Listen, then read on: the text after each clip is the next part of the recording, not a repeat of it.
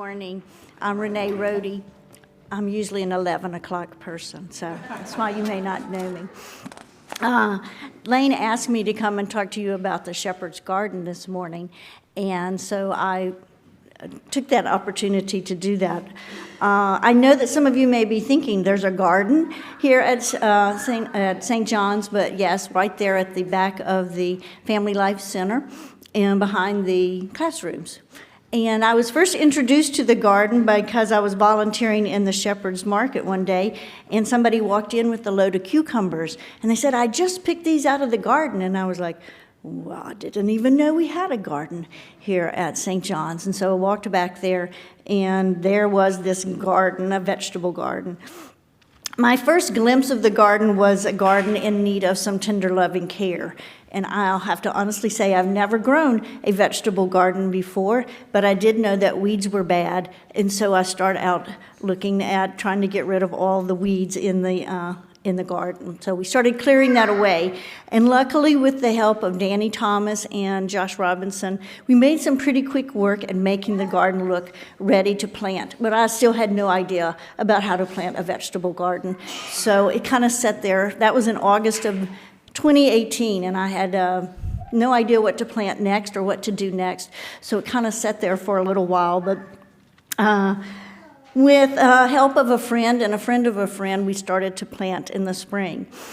When Lane asked me what I thought about or why I wanted to work in the garden, I thought about, as a newbie, novice gardener, all the surprises and all the hope that goes into gardening. So one of the very first things we planted one year was cabbage, and I was like, cabbage is a beautiful plant. And then soon I was saying, I hope all those caterpillars don't eat holes in every one of my cabbage plants. And so then I said, we planted beans, and I was like, look how fast beans grow. I hope we have a lot of beans. And then pretty soon I was like, we have a fungus on our beans. I hope the fungus doesn't spread to every one of my bean plants. And then one day we looked, and there was a wild muscadine growing on the fence. And we were like, wow, that's such a surprise. And then we were like, I hope there's enough grapes to make some jelly. Not wine, jelly. And then in the 4 years that I've been working in the garden, I've seen maybe 2 peaches on the peach tree. And this year we are loaded with peaches. And what a surprise that was, and what a delight. And I hope that they are delicious and that the birds and the worms and the squirrels don't eat them before they're ripe. And that seems to be the garden. And then, surprise, sunflowers are delightfully wonderful to grow in a garden, even though they're not that edible. But after growing them, I hoped I didn't have a million more little sunflowers growing in my garden the next spring. And then, surprise, carrots come in an alarmingly wonderful array of colors. And what I hoped was that all our clients enjoyed seeing carrots in some color other than orange and had a wonderful time eating them. And then, to my surprise, but not really, a lot of other things grow in your garden, like friendships. And we nurture and love being together in the garden. And I hope that's always true.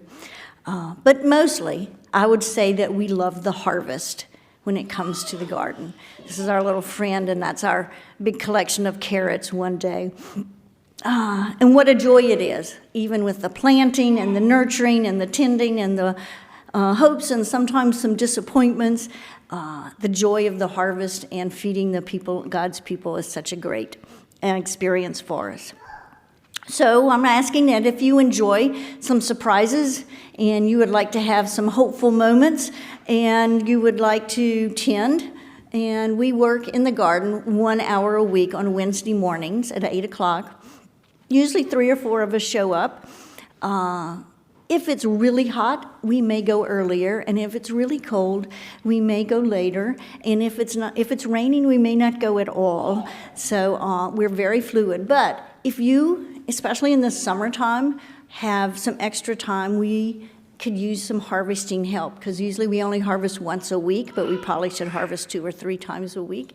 And so we would always enjoy having help there. So in conclusion, I'd like to remind you that God planted Adam and Eve in the garden, and he chose the garden for a place to nurture and to grow their relationship. And on many occasions when we're there in the garden, I always feel like there's one extra person there helping and tending and growing us as well. Thank you. Please join me in the prayer that's written in your bulletin. Great gardener God, just as your creation sends the rain upon the earth and the sun to help things grow, you provide for us abundantly. Even when we doubt and fear, even when we turn away, you are faithful. Open our hearts today, O Lord, to hear your words for us, so that we may become faithful disciples of yours all our days. Amen. Thank you so much for sharing your journey with us, Renee, this morning.